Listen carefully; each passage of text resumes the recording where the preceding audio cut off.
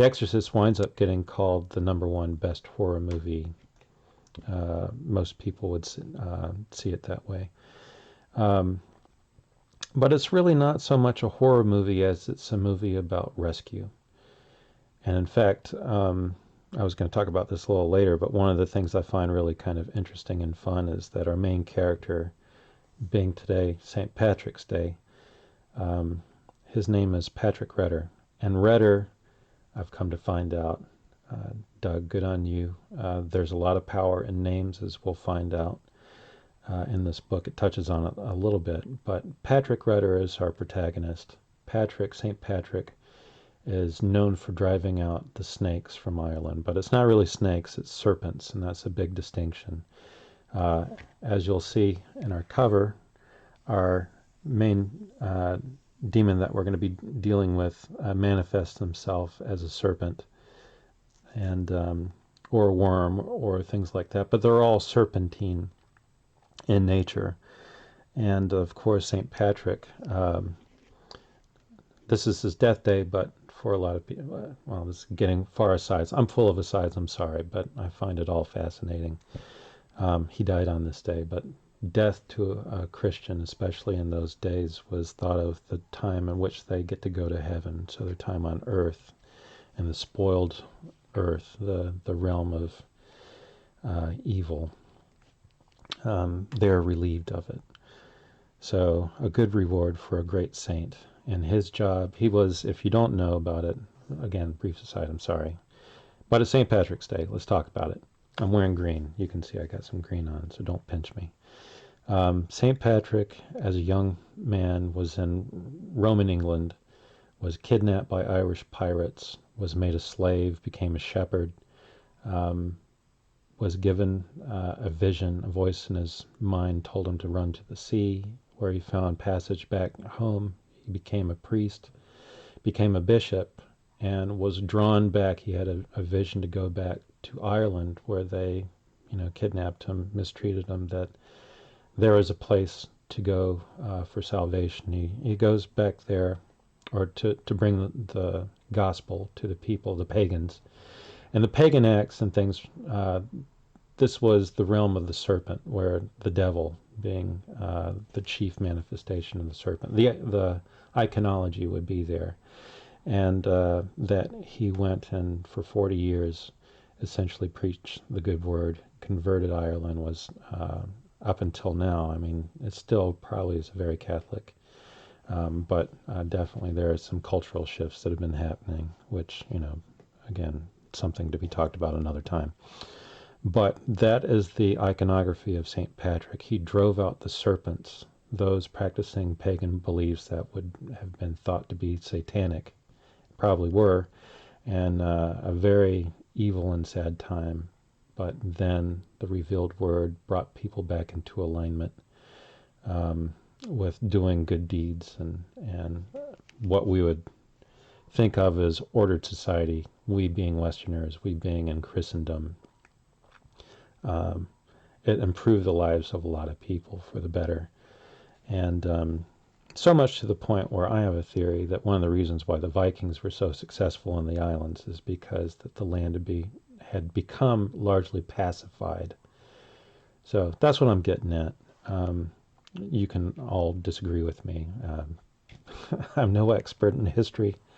I'm no theologian. So some of the things that we discuss going forward, I'm rife for getting lots of comments, and I want to learn as much as anyone else. And I haven't even talked about the book yet. It's that thought-provoking that my mind goes in all different ways. So good on you, Doug. You've made something worth discussing, and I'm sure I'm almost at time.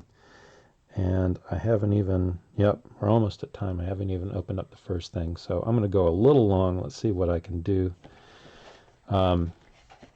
So one of the things I got to say, I'm a big believer in the narrative hook and getting started with a big bang. And if you can see this opening page, this is an absolute attention grabber. Beautifully drawn. I gotta say, there are two fantastic pages, and kudos to Tim Lim, who's the artist. who does everything except for the colors, which are done by Brett R. Smith. And these are done magnificently, in my opinion.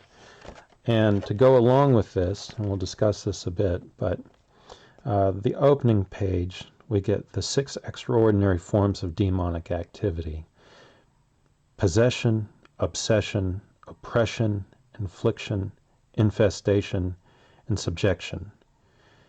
And underneath that, watch and pray that you may not undergo the test. The spirit is willing, but the flesh is weak.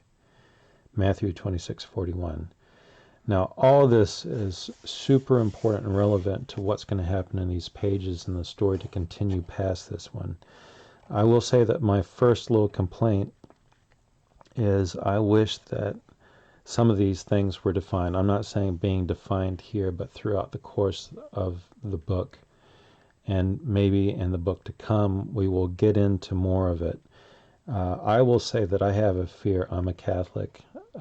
There's no expectation that everyone reading this would be Catholic. I know that Doug and the crew would know that as well. But I would just say that some of these things, I think some of the tension with the characters that's going to happen would improve as anyone not being initiated to the Catholic faith.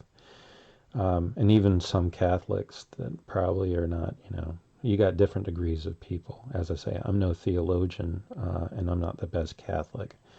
But there are certain things that we would have concepts of that others wouldn't, and it would, I think, benefit people to have it explained, defined, whatever you want to say. I think you would get a lot more out of it, because the more I've read this book like 6 or 7 times now, and there's some really beautiful intricacies that are getting lost. Or at least I fear that they would be lost and not as appreciated as much. And I will say the other thing is that I believe I got this for about $25. This is a very substantial and high quality book. Just look at the outside artwork by Dave Dorman, and it's magnificently rendered. We have St. Michael and Father Retter. The nails of the cross are present. We have the demon here that's stalking our friend, and we have the match, the obsidian match, which is the totem or the calling card of the demon, and the entry point by which that you would enter into combat with him. As it is 20 minutes, I gotta probably call it here, and again, like I just opened up the first page, there's so much to get into. Bear with me, this is part 1, we'll try part 2. I'll make a playlist so it's easier to get through. Why anyone would actually want to watch this, I don't know. But like I said, I'm coming out with a book. Everyone's required to shill for it. This is going to be a terrible format for me. As I said, I'm very long-winded, but I love discussing things. And YouTube wouldn't let me put in an hour-long video, even 50 minutes for that sake. So I'm going to call it quits for part 1 here. It's just, we're scratching the surface.